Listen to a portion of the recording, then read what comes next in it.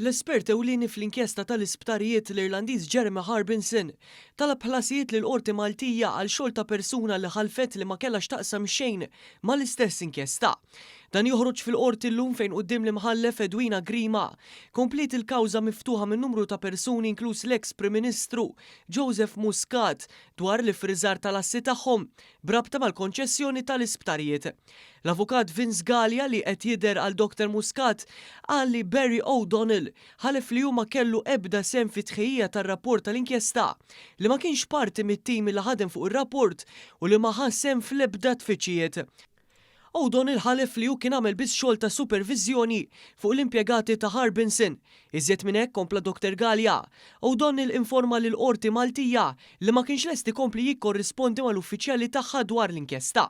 L-avukat Gallia qal li r-riżulta iżda bil-kontra ta' dak illi ħalef O'Donnell bil-Maġistrat Gabriella Vella tinnominaħ bħala espert fl-inkjesta ta' 2 ta' Settembru tal-2020 u Harbinson ippreżenta 29 invoice fejn talab ħlasijiet ta' eluf ta' euro għal servizzi li suppost ta' dan l-espert.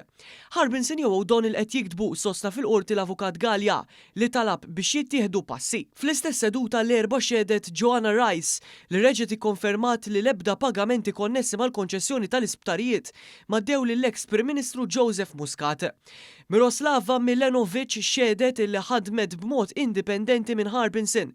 Iżda Dr. Gallia ġibet l-attenzjoni li fl-invoice ippreżentata minn Harbinson lill-Maġistrat Gabriella Vella intalbu ħlasijiet lilha għal dawk deskritti bħala data searches. Tenna li din ikkonferma li fil-verità kien hemm ħidma bejn in-nies ta' Harbinson u Milanovic. Il-kawża ġiet differita għal 11 ta' Marzu li ġej. Wara rikors mill-Avukat Ġenerali Melvin De Bono magħruf ukoll bħala l-qus kellu l-libertà kundizzjonata revokata mill-qorti kriminali meqjus skont tal-fedina penali tiegħu li m'offrix biżżejjed garanziji li jimxi mal-kundizzjonijiet imposti inkluż wara li naqas il-lider fil-ħin skedat għas-seduta tal-erba' filgħodu. Il-qorti preseduta mill-imħallef Neville Camilleri kellha tipposponi is-smieħ biex possibilment jidher l-intimat waqt li meta ir-rikors reġa' ssejjaħ deret l-avukata tiegħu Marion Camilleri waqt li De Bono nnifsu baqa' ma tfaċċax anki jekk issejjaħ diversi drabi.